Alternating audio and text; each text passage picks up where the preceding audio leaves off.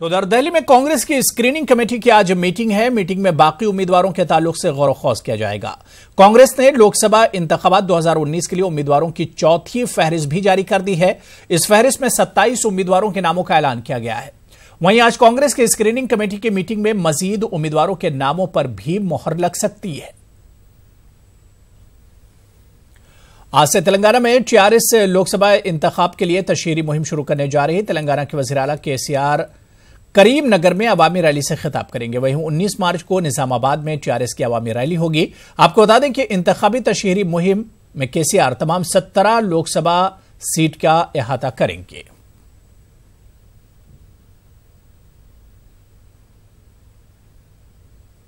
आज महाराष्ट्र के औरंगाबाद में बीजेपी शिवसेना की मुश्तरका रैली होगी, जिसमें वज़ीर आला देवेंद्र फडणवीस और शिवसेना के सदर उद्धव ठाकरे मौजूद रहेंगे।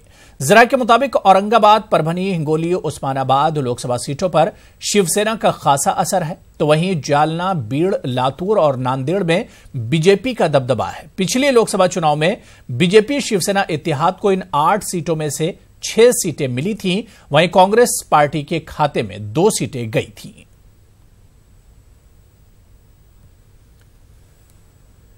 कांग्रेस के सीनियर लीडर कपिल सिब्बल ने बीजेपी की मुहिम मोदी है तो मुमकिन है के खिलाफ बिन मोदी ही मुमकिन होगा मुहिम की शुरुआत की है। सिब्बल ने ट्वीट करते हुए लिखा है कि सच्चाई, गैर जानिबदाराना सियासत होनी चाहिए और यही मुल्क के मफाद के लिए जरूरी है।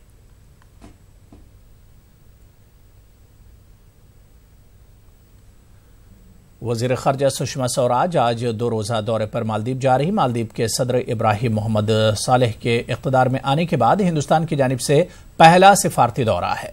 सफर का मकसद दोनों ममालिक के दरमियान दोस्ती और कुर्बत को तक़वियत देना है। वजारत खारजा के मुताबिक मालदीव और हिंदुस्तान के ताल्लुकात इंतहाई अहमियत के हामिल हैं, जो एतमाद, शफाफियत, बाहमी इफ़हाम व तफ़हीम और हसासियत पर मुश्तमिल हैं। आंध्र प्रदेश के कर्नूल में वाईएसआर कांग्रेस और टीडीपी कारकुनान के बीच झड़प हो गई। बताया जा रहा है कि टीडीपी उम्मीदवार टुक्का रेड्डी तशहीरी मुहिम पर निकले थे। इसी दौरान वाईएसआर कांग्रेस के कारकुनान ने उन्हें घेर लिया और इसी बीच फायरिंग भी हुई। एक गोली टुक्का रेड्डी के पैर में लगी है, जबकि एक एसआई भी जख्मी हुआ है इस झड़प में। वहीं मौजूद पुलिस एहलकारों ने हवाई फायरिंग करके दोनों जानिब के कारकुनान को झगड़े से बाज रखा। थानेदेही पुलिस भेंदर इलाके में ममनुआ सुफूफ एफिडेरियन समेत 2 मुलजिम रामलाल शाह और सादेव वेदनाथ जुमेदार को गिरफ्तार किया है और उनके कब्जे से 2 बैग में 25 किलो ममनुआ सुफूफ जब्त किया, जिसकी बाजार में 3 करोड़ रुपये मालियत बताई जाती है। पुलिस ने इन मुलजिमिन से मजीद तफ्तीश शुरू की है। हमें नवगढ़ पुलिस स्टेशन के तहत कुछ लोग ड्रग्स बेचने के लिए आने वाले थे, ऐसे एक इन्फॉर्मेशन हमें मिली थी। इसके तहत हमारे पुलिस ने वहाँ पे एक ट्रैप अरेंज किया और उस ट्रैप के तहत 2 एक्यूज वहाँ पे ऑटो रिक्शा में आए और उनके पास 25 kg एफिड्रिन ड्रग वहाँ पे मिला। इनके खिलाफ हमने नवगढ़ पुलिस स्टेशन में गुना रजिस्टर किया है और दोनों एक्यूज को हमने अरेस्ट कर लिया। ये दोनों रहने वाले स्टैच्यू ऑफ यूनिटी के मुलाजमीन को 4 माह से तनख्वाह नहीं मिली है। 100 से ज्यादा मुलाजमीन तनख्वाह न मिलने की वजह से फिलहाल एहतजाज पर मजबूर हैं।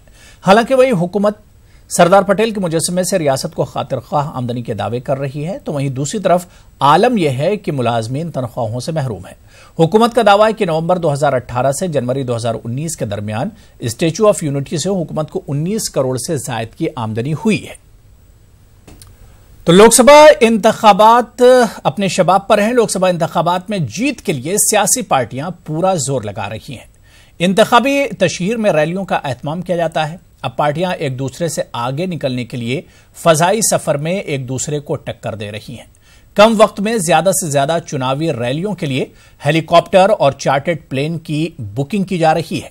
यानी लाखों का दिल जीतने के लिए करोड़ों रुपये खर्च करने वाली सियासी पार्टियों पर आवाम कितना भरोसा करेंगे, कितना एतमाद करेंगे, ये देखना बहुत अहम होगा। और जिस तरह से इस बार के इंतखाबात हैं, ऐसे में सियासी पार्टियां किसी तरह से कोई खामी या कमी छोड़ना नहीं चाहती हैं और तमाम पार्टियां आवाम तक पहुंचने की भरपूर कोशिश कर रही हैं।